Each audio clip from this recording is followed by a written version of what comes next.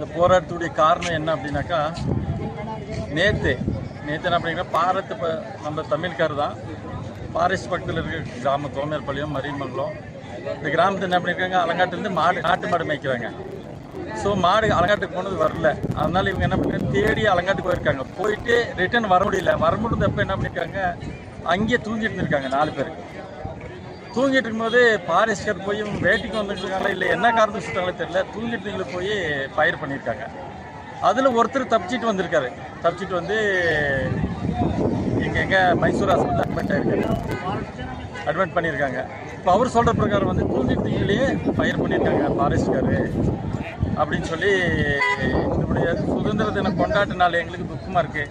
நீங்கள் வந்து பாருங்கள், இந்த பக்கம் சத்தியமங்கலம், இந்த பக்கம் மேட்டூர் அஞ்சூர் வழி, அந்த பக்கம் தோமேர்பாளையத்துக்கு ஒரு 12 கிலோமீட்டர் தாட்டினா மேக்கதாட்டு, அப்புறம் இது வருது என்னது ராசிமணல், அந்த சைடு தருமபுரி, அந்த பக்கம் பார்டர் வருது. ஸோ இது மேக்கதாட் பக்கமாக தான் இன்சிடென்ட் ஆகிருக்குதுன்னு சொல்கிறாங்க. இது 3 பேர், அந்தோனிசாமி, பீட்டர், குமார், 3 பேருக்காக நாங்கள் இந்த போராட்டம் பண்ணிட்டு இருக்கோம். ஃபாரஸ்ட்கார் வந்து அவங்க தூங்கிட்டு போது ஃபயர் பண்ணியிருக்காங்கன்றது இது. இப்போ நாங்கள் கவர்மெண்ட் என்ன கேட்டிருக்கிறோம் அப்படின்னாக்கா, இவங்களை யார் ஃபயர் பண்ணாங்களோ அவங்களை இமிடியேட் அவங்க மேலே கொலை கேஸ் ஃபைல் பண்ணி அரெஸ்ட் பண்ணவங்கள.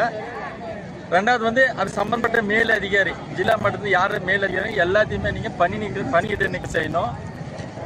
மூணாவது வந்து அவங்க யார் இறந்துருக்காங்களோ அவங்க குடும்பத்துக்கு 2 கோடி பணம் கொடுக்கணும்.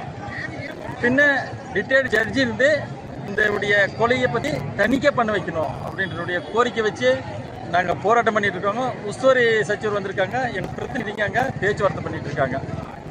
இந்த குடும்பத்தை அனாதையாக விட்டுட்டு, குழந்தை குட்டிங்கெல்லாம் விட்டுட்டு அழுந்துட்டு இருக்கல, அவங்களுக்கு வந்துட்டு ஃபாரஸ்ட்காருக்கு ஒரு கொலை பண்ணுறதுக்கு அதிகாரம் கிடையாது.